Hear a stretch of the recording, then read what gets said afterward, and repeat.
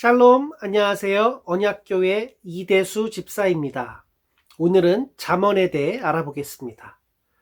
본서에서 20여 차례나 여호와를 경외함이 지식의 근본이라고 교훈한 데서도 알 수 있듯이 잠언은 세상을 사는 인생이 추구해야 할 삶의 지혜를 짧은 문장들로 소개한 일종의 시가서입니다. 물론 고대 문명이 발달한 애굽이나 바벨론, 인도와 같은 나라에도 이런 지혜 문학이 발달하기는 했습니다. 그러나 잠언이 제시하는 지혜는 다른 나라의 지혜 문학들에서 볼 수 있는 단순히 세상을 사는 일종의 처세술과는 그 내용이 사뭇 다릅니다. 즉, 잠언은 여호와 앞에서 세상을 바르게 살아가는 지혜를 가르치고 훈계하는 데 그 목적이 있는 것입니다. 히브리어 성경은 잠언의 책명을 미슐레 샬로모라고 하는데 솔로몬의 잠언들이란 의미입니다. 70인역도 의미를 그대로 반영하여 파로이 미아이 살로몬토스로 명명하였습니다. 그러나 라틴역인 벌게잇은 단순화하여 잠언들의 책이란 뜻에서 리베르 프로베르 비오름 으로 제목을 삼았습니다.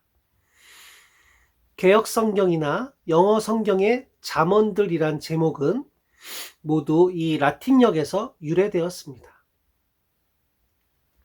본서의 히브리어나 헬라어 성경 제목이 보여주듯이 잠언의 저자는 솔로몬으로 대표됩니다.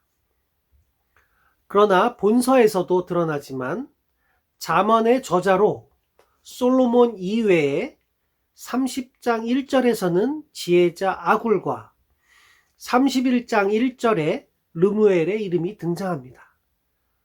또한 22장 17절과 24장 23절에서 나오는 익명의 지혜 있는 자도 일부를 기록했을 것으로 보여집니다. 뿐만 아니라 잠언 25장에서 29장까지는 유다 왕 히스기야의 서기관들이 편집한 것으로 추정하기도 합니다.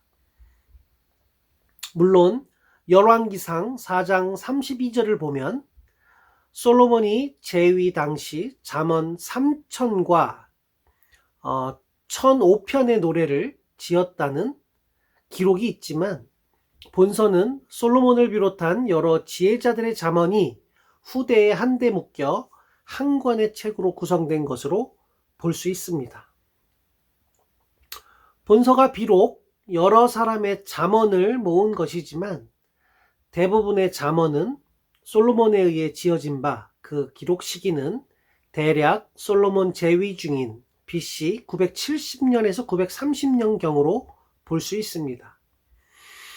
다만 25장 이후 부분이 히스기야 왕의 서기관들에 의해 수집되었음을 감안한다면 후반부는 히스기야 시대인 BC 728년에서 687년경에 편집된 것으로 추정해 볼 수 있습니다. 하지만 포로에서 귀환한 유다 백성을 교육하기 위해 본서가 편집되었다고 생각하는 학자들은 본서 편집 시기를 에스라 시대로 보기도 하며 혹자는 본서가 BC 2세기경에 기록된 최고의 지혜 문학서인 벤시락의 집회서에서도 인용되고 있다 하여 본서 편집 시기를 에스라 시대부터 BC 2세기 이전으로 더 폭넓게 보는 학자들도 있습니다. 쓰여진 장소에 대해서 살펴보자면 잠언의 대표적 저자가 솔로몬 왕이고 후대 작품인 25장 이후 부분 역시 히스기야 왕의 신하들에 의해 편집된 것임을 감안하면 잠언은 예루살렘에서 기록되었음을 알 수 있습니다. 이번에는 잠언의 형식에 대해서 살펴보겠습니다. 히브리시는 대구법으로 이루어져 있다는 데 가장 큰 특징이 있습니다. 잠언 역시 아주 많은 부분이 대꾸법으로 그 형식이 이루어져 있습니다. 대꾸법은 세부적으로 여러 특징들로 구분되지만 잠언에 사용된 대표적인 것으로 세 가지 형식을 들어볼 수 있습니다.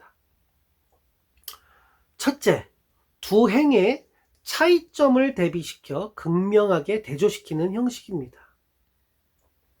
이런 형식은 대개 그러나 라는 접속어를 사용하거나 함축하고 있는데 15장 6절의 예를 들면 의인의 집에는 많은 보물이 있어도 악인의 소득은 고통이 되느니라 와 같은 표현입니다.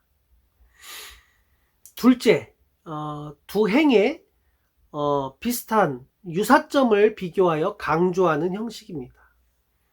이런 형식은 뭐뭐처럼, 뭐뭐보다 더 라는 의미를 함축하고 있는데 10장 26절을 예로 들면 게으른 자는 그 부리는 사람에게 마치 이에 식초 같고 눈에 연기 같으니라 같은 표현입니다.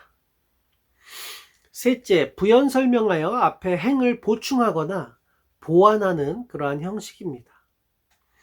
여기에는 그리고 라는 표현이나 의미가 함축되어 있는데 예를 들면 10장 22절에서 나오는 여호와께서 주시는 복은 사람을 부하게 하고 근심을 겸하여 주지 아니하시느니라 와 같은 표현입니다.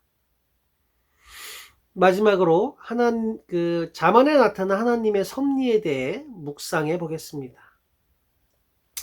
잠언 역시 시편과 마찬가지로 내용이나 주제는 매우 다양합니다. 하지만 변함없이 그 중심 주제는 항상 하나님과 관련되어 있습니다. 예를 들면 1장 7절이나 3장 5절에서 보듯이 지식을 주제로 가르치면서도 그 참된 지식은 여호와를 경외하는 데서부터 비롯됨을 분명하게 인식시킵니다.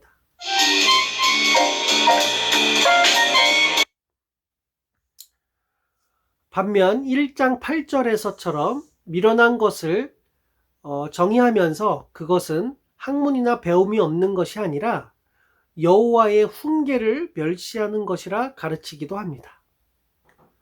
또 1장 10절로 19절과 13장 20절에선 하나님의 백성이 지켜야 할 법도로 육체의 정욕을 피하고 악한 동물을 멀리할 것을, 28장 20절에선 물질에 대한 탐욕을 버릴 것을, 2장 18절과 23장에서는 시기와 사치 그리고 방탕을 금할 것을 가르치면서 16장 5절에서 그 이유는 이런 것을 하나님이 미워하시기 때문이라고 말합니다.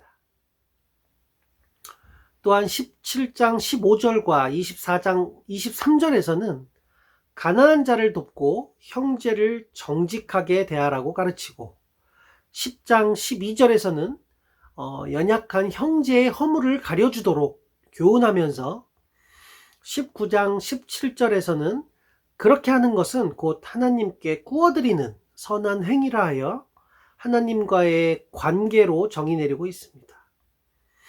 또한 1장 8절에서는 부모 공경을 가르치면서 그렇게 하지 않는 것은 하나님을 멸시하는 악행이라 하여 부모 공경이 하나님 앞에서 어떤 의미가 있는지를 가르칩니다.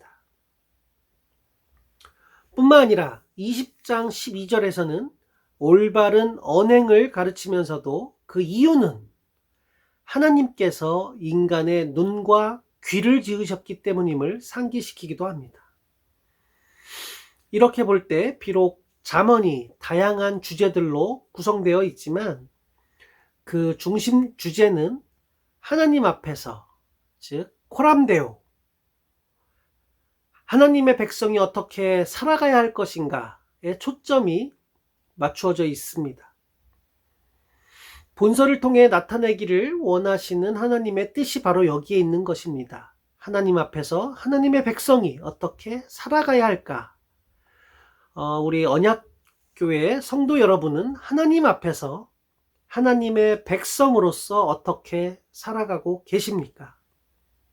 하나님 보시기에 부끄럽지 않게 우리의 삶을 통해 하나님의 의와 영광을 드러내며 살고 계십니까?